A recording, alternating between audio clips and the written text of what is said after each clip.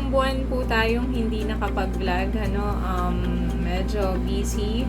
At ngayon, excited po ako ulit mag-explain sa inyo ng isang bago na namang platform na pwede nating magamit sa darating na August 24 po. Pasukan po yan. So, ito yung tinatawag na Facebook Messenger Room. Yes, hindi po kayo nagkamali. Hindi siya yung the usual na ginagamit natin na GC or group chats. Hindi siya yung i-video call mo yung friend mo sa Messenger. Although may similarity, pero ito yung bagong feature ni Facebook. So, nangyari kasi, alam niyo naman, si Facebook, kinukopo niyang lahat nung nauso yung online selling. Nagkaroon sila nung tinatawag na marketplace. Meron nga din po sila yung dating features. And nung nauso yung Zoom, nung time ng pandemic, eto si Facebook, hindi siya papayag syempre na wala siyang bago. So, nagkaroon siya ng Facebook Messenger Room. So, ano ito?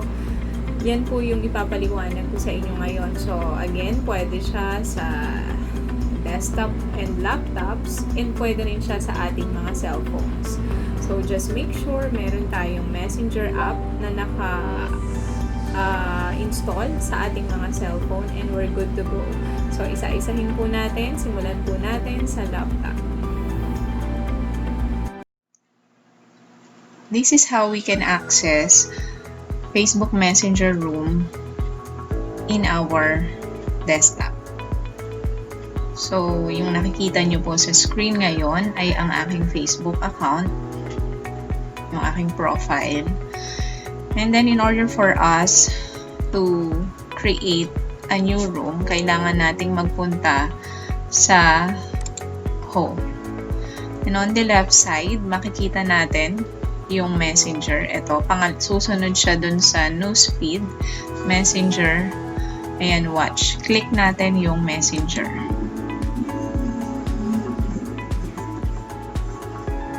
So, after clicking, ayan, lumitaw na ito yung iyong mga messages or messenger. And then, sa upper part, andun yung iyong profile pic, chats, and then merong tatlong icon. So, the first icon is settings, and then, eto na yung ating hinahanap, create new room and new message. So, of course, dito tayo sa icon na parang camera or video cam. Pindutin natin yan. Ayan, redirect na siya sa Facebook Messenger Room. Okay? So, ang nakikita natin ay yung platform na ni Facebook Messenger Room. We have waiting for others to join. Wala pa po tayong ka-join dyan kasi wala pa naman tayong ini-invite. So, same with Google Meet and Zoom. Meron din siyang na-generate na link na ikakopy natin na siya namang isa-send natin sa ating mga gustong i-invite sa ating Facebook Messenger Room. So, ikakopy lang natin yan and then isend natin sa Messenger. Dito sa gawing baba na edit, no? So, who can join? So, people with the link or only people on Facebook. So, kapag only people in Facebook, lahat lang ng may Facebook account ang pwedeng join sa iyong Messenger Room. Unlike people with the link, kahit wala siyang Facebook account, po pwede. So, dito tayo sa people with the link. Save natin. And then, we have etong unang icon dito sa baba ng screen is we have share your screen. And then, see call participants, kung sino yung mga participants mo. Ito, turn off video, mute microphone, and leave room o yung end na tinatawag. So, dito sa share your screen, this is the feature na pwede kang mag-share ng PowerPoint presentation dun sa mga tao na kasama mo sa iyong room. So, since we are teachers, ang strategy na tinuturo ko sa inyo is during classroom setup o kung paano ka magtuturo sa iyong mga estudyante. But anyway, messenger room pwede rin siyang gamitin through celebrations, chatting with the families. So magfo-focus lang po tayo dun sa teacher and student scenario. So kapag share your screen natin ito, ayan, so lalabas yung mga naka-open mo na window. So, kailangan meron ka ng naka-open na PowerPoint presentation. And then, try nating mag-share ng link kay Chloe. Search natin. Pwede rin po directly dun sa group chat, i-paste yung link. So, paste natin yung link na kinopy natin kanina. And then, send.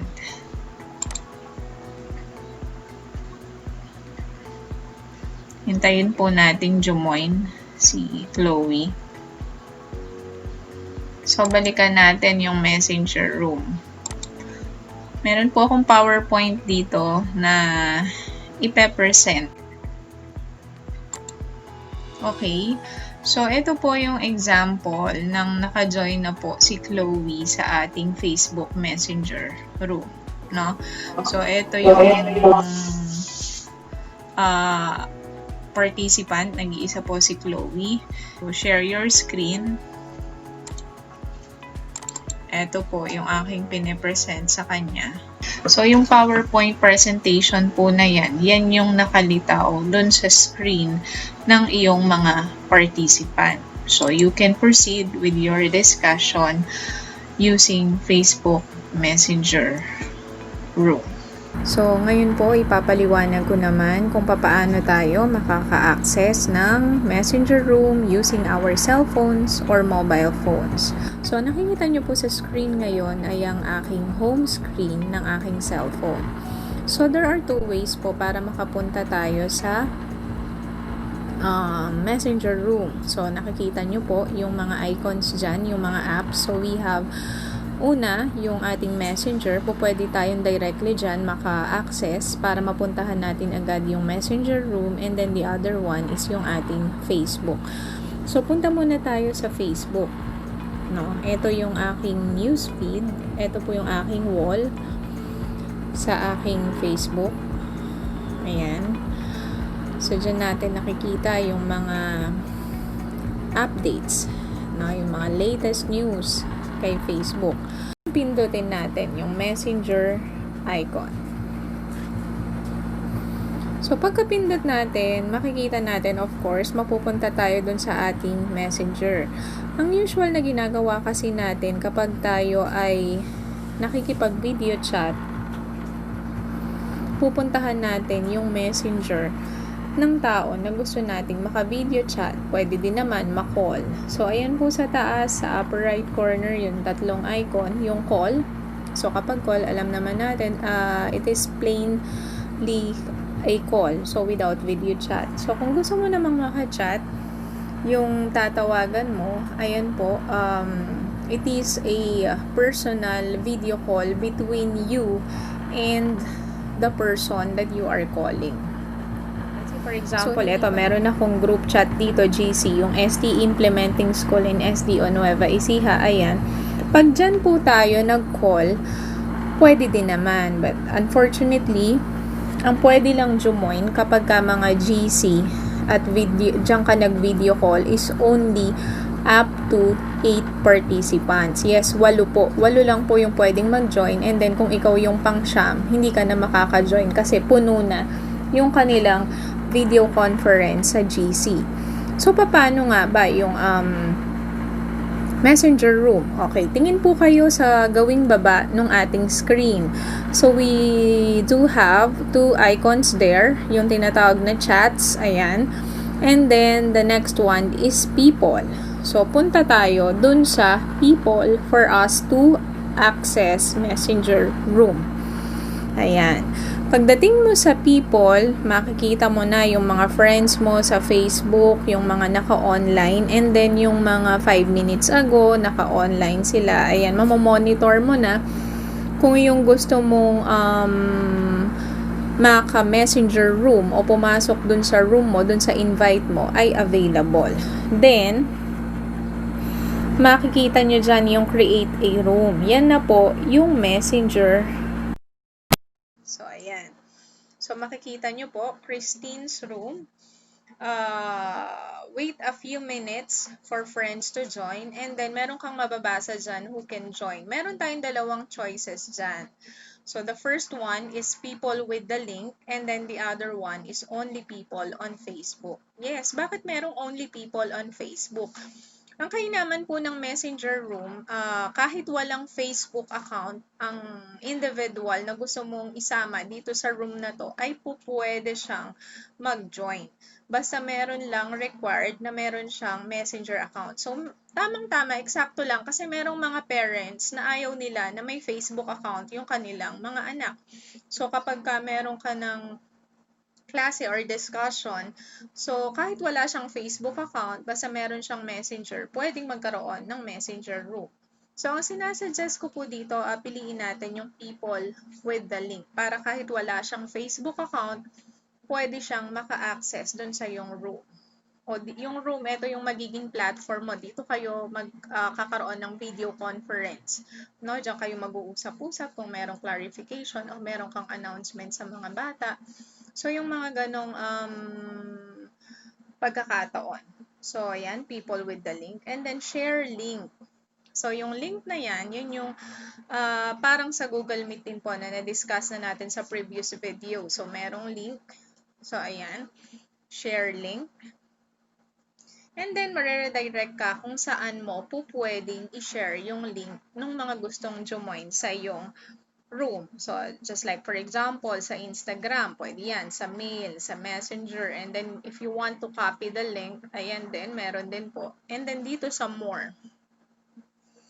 So, ayan, sa classroom, sa chat, so lahat po ng available na pwede mong pag-sharean nung link. So, dito na lang tayo sa messenger.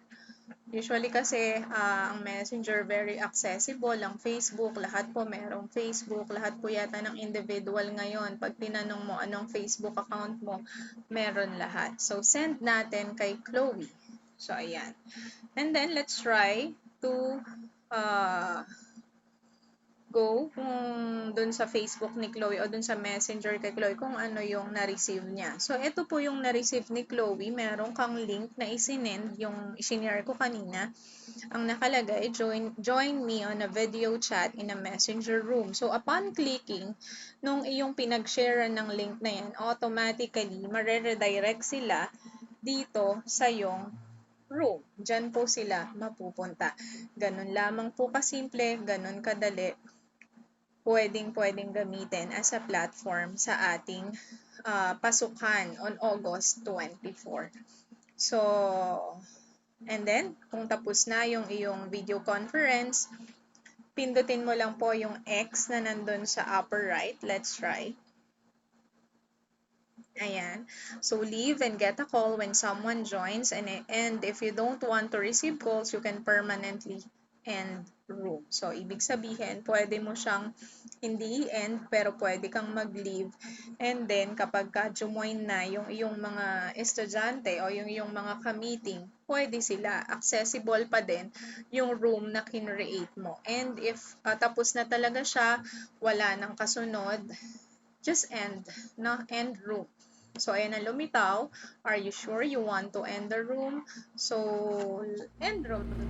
Thank you for watching mga Kaiguro. Dito po ulit nagtatapos ang ating isa na namang platform using Facebook Messenger Room, and sana ma-maximize natin ang paggamit nito sa new normal. And there are different functions pa po na hindi natin na-discuss. It's for us to explore. Marami pa tayong pwedeng gawin. Kagaya nung lock room na hindi ko na nabanggit. Nasa laptop po yun, and pwede nating i-lock yung room kapag nandun na lahat yung ating mga student. No?